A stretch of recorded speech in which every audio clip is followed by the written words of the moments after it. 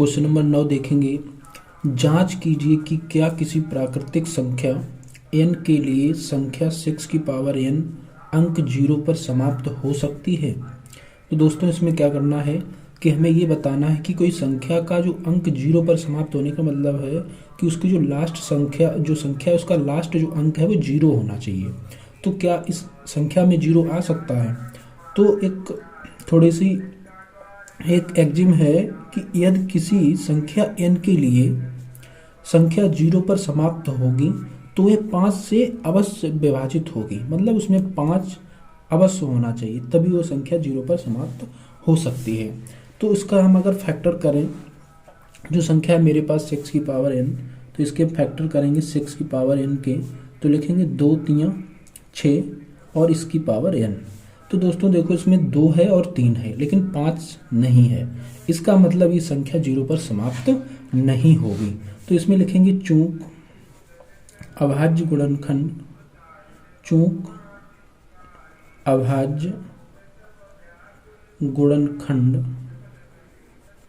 में संख्या 5 नहीं है, अतः यह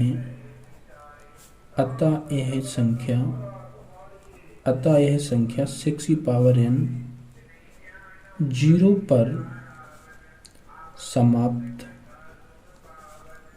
नहीं हो सकती है। क्वेश्चन नंबर 10 है, व्याख्या कीजिए कि 7 × 11 × 13 प्लस 13 और 7 × 6 × 5 × 4 × 3 × 2 × 1 प्लस 5 भाज्य संख्याएं क्यों हैं। तो हम बताएंगे कि भाज्य संख्या क्या होती है कि जिसे अभाज्य गुणनखंडों के रूप में व्यक्त करें वो होती है भाज्य संख्याएं। तो इसे हम क्या करेंगे, चेक करेंगे कि भाज्य है कि नहीं। तो पहली संख्या है 7 × 11 × 13 और प्लस 13। तो इसमें देखेंगे कि सबसे पहले 13 कॉमन है तो इनमें कॉमन ले लेंगे 13।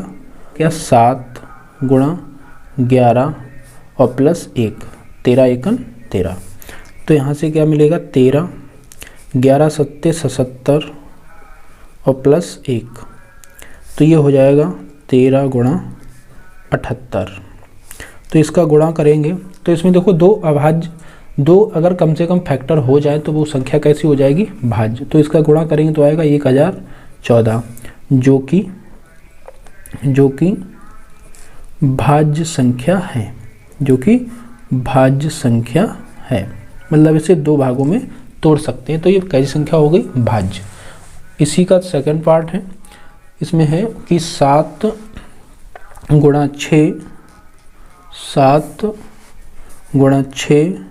× 5 × 4 × 3 × 2 × 1 प्लस 5। तो इसे देखेंगे तो इसमें भी देखो 5 यहाँ से और यहाँ से मिल जाएगा कॉमन, तो इसे बाहर निकाल देंगे।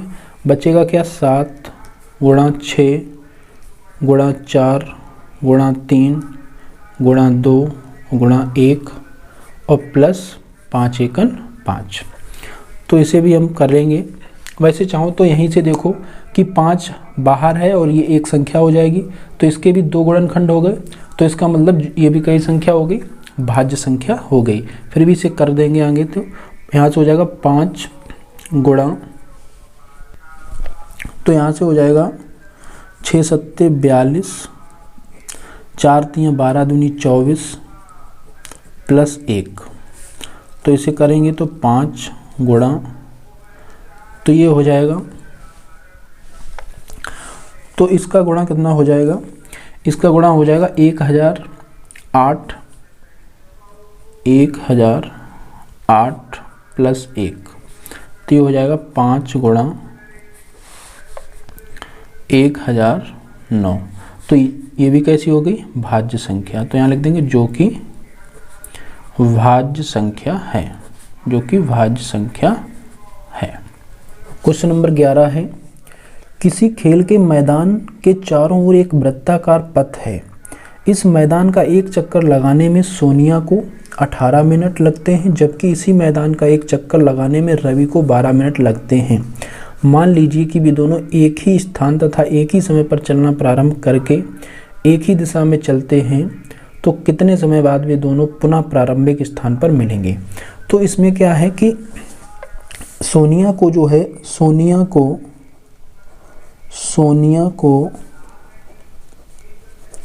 एक चक्कर लगाने में लगा समय, एक चक्कर लगाने में लगा समय बराबर है 18 मिनट। और वहीं रवि को एक चक्कर लगाने में लगा समय बराबर है 12 मिनट। ये भी मिनट में है। तो वो कहता है कि वो एक ही स्थान से अगर चलें, अगर मान लो कोई ये खेल का मैदान है और यहाँ से चले एक ही समय पे, फिर से ये वापस कब मिलेंगे। तो इसके लिए हमें क्या करना होगा, जो पहला है 18 मिनट और 12 मिनट, तो ये कब बराबर एक स्थान पर मिलेंगे।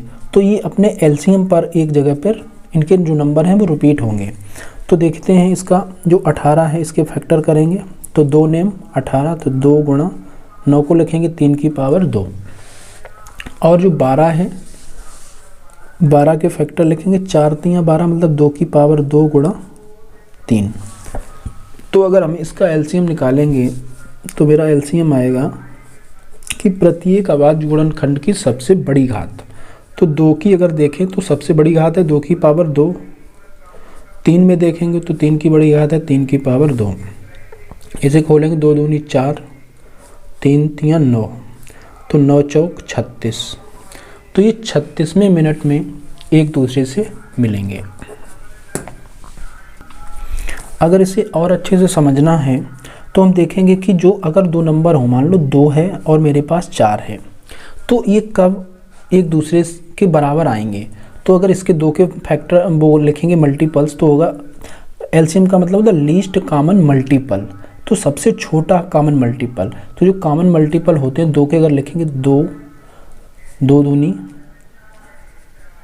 4, इसके मल्टीपल्स लिखेंगे 2 एकन 2, 2 दूनी 4, 2 तियाँ 6, 2 चौक 8, 2 पंचे 10, 2 छंग 12। 4 के लिखेंगे तो 4 एकन 4, 4 दूनी 8, 4 तियाँ 12, 4 चौक 16। तो यहाँ पे हम देखेंगे कि जो कॉमन मल्टीपल्स हैं वो हमारे कहाँ पे मिले, 4 पे मिले। लीस्ट कॉमन मल्टीपल है ये 4। और देखेंगे तो 8 भी मिलेगा इसमें, और देखेंगे तो 12 भी मिलेगा। मतलब ये एक दूसरे से कब मिलेंगे, तो ये अपने कॉमन मल्टीपल पे मिलेंगे। मतलब और लीस्ट का मतलब सबसे छोटा है। तो ये हमारा जो यहाँ पे कॉमन है वो है 36, तो ये 36वें मिनट में मिलेंगे। फिर आगे और भी मिलेंगे, 72वें मिनट में मिलेंगे। इसी तरह यहाँ 4, फिर 8, फिर उसी के मल्टीपल में मिलते रहेंगे। तो इस तरह से देखा हमने क्वेश्चन नंबर 11। क्वेश्चन नंबर 12 है, नीचे दी गई आकृति में x तथा y के मान ज्ञात कीजिए। तो इसके कोई ट्री मेथड से फैक्टर किए गए हैं, तो हम इसे पीछे, जब भी इस टाइप का क्वेश्चन होगा तो इसे पीछे से सॉल्व करेंगे। तो जब इन दोनों का अगर मल्टीप्लाई करेंगे तो ये मिलेगा, मतलब कि 13 पंचे 65। तो ये y का मान कितना आ गया 65। अब y और 3 का गुणा करोगे तो ये मिलेगा, तो ये भी आ गया। अब इन दोनों का गुणा करोगे तो ये मिलेगा। तो मेरा जो y का मान है वो आ गया 65। और अगर x का मान हम यहाँ से निकालेंगे तो इन दोनों का मल्टीपल होगा 3 गुणा 195। तो इसका गुणा करेंगे, 3 पंचे 15 के 5 हासिल 1, 3 नेम 27 और 1, 28 की 8 हासिल 2, 3 एकन 3 और 2 5। तो ये आ जाएगा 585। क्वेश्चन नंबर 13 है, व्याख्या कीजिए कि 7 गुणे 13 गुणे 11 प्लस 11 और 7 गुणे 6 गुणे 5 गुणे 4 गुणे 3 गुणे 2 प्लस 1 प्लस 3 भाज्य संख्याएं हैं और क्यों हैं। तो वही काम करेंगे यहाँ से भी, इन दोनों में कॉमन लेंगे पहले तो यहाँ से अगर हम 11 कॉमन ले लेंगे तो बचेगा क्या 7 गुणा 13 प्लस 1, तो ये हो जाएगा 11 गुणा 13 सत्ते 91 और 1 92। तो अगर हम इसका गुणा करेंगे तो लिखेंगे 9 और इधर 2 और 9 2 11 की 1 हासिल 1। तो ये हो जाएगा 2 1 और 9 1 10, जो कि कैसी संख्या है? भाज्य, जो कि भाज्य है, जो कि भाज्य संख्या है। इसका दूसरे का करेंगे तो यहाँ पे भी देखेंगे तो 3 कॉमन मिलेगा दोनों में, तो 3 बाहर निकाल देंगे, बचेगा 7 गुणा 6 गुणा 5 गुणा 4 गुणा 2 और गुणा 1, और ये 3 कॉमन चला गया तो प्लस 1। तो ये भी देखो 3 इंटू समथिंग, मतलब इसे भी 2 भागों में फैक्टर हो जाएंगे, तो यहाँ से ही लिख देंगे कि भाज्य संख्या, या फिर इसे गुणा भी करके लिख देंगे। तो यहाँ से हो जाएगा 3 गुणा, तो 4 दूनी 8 पंचे 40 और 6 सत्ते 42 गुणा 40 प्लस 1। तो ये हो जाएगा 3 इंटू 0, 4 दूनी 8 और 4 चौकू 16 और प्लस 1। तो इसे लिखेंगे तो 3 गुणा 1681, जो कि भाज्य संख्या है, जो कि भाज्य संख्या है। चाहो तो इसका भी गुणा कर दो, 3 एकम 3 8 24 की 4 हासिल 2, 3 18 और 2 20 की 0 हासिल 2, 3 एकम 3 और 2 5। तो ये जाएगा 5043, जो कि कई संख्या है? भाज्य संख्या है। क्वेश्चन नंबर 14 है, नीचे दी गई आकृति में x, y तथा z के मान ज्ञात कीजिए। तो इसमें भी वही है कि इसके फैक्टर किए ये आया, फिर इसके फैक्टर किए ये आया, फिर इसका फैक्टर किया तो ये, और इसका किया तो ये। तो यहाँ पे क्या करेंगे, इसी तरह से इन दोनों का गुणा करोगे तो ये आएगा, मतलब अगर इसका हम डिवाइड करेंगे तो ये आ जाएगा। तो इसका डिवाइड करेंगे इसमें तो हो जाएगा z बराबर जो आएगा वो आएगा 161 डिवाइड बाई 7। तो इसे डिवाइड करेंगे तो 7 दूनी 14, बचेगा 2, 7 तियां 21। तो जो z की जो वैल्यू है वो आ जाएगी 23। अब इन दोनों का अगर गुणा करेंगे तो मिलेगा y, तो y बराबर क्या हो जाएगा 7 गुणा 161। तो 7 एकन 7 और 7 छंग 42 की 2 4, 7 एकन 7 और 4 11। तो जो y की वैल्यू आएगी वो आएगी 1127। अब जो इन दोनों का गुणा करेंगे, वो आएगा ये, मतलब हमें y की वैल्यू चाहिए। तो हम क्या करेंगे, y की वैल्यू तो मिल गई है, अब हम क्या करेंगे x की वैल्यू निकालेंगे। तो x की वैल्यू के लिए क्या चाहिए, इन दोनों का गुणा करोगे तो x की वैल्यू मिल जाएगी। तो x बराबर हम क्या लिखेंगे, यहाँ से x बराबर हो जाएगा 2 गुणा 3381। तो यहाँ से लिखेंगे 2 एकन 2, 2 अट्ठे 16 की 6 हासिल 1, 2 तियां 6 और 1 7, 2 तियां 6। तो ये आ जाएगा 6762, 6762 आ जाएगा x का मान। तो इस तरह से हमने ये पूरी एक्सरसाइज कंप्लीट की आज। Thank you.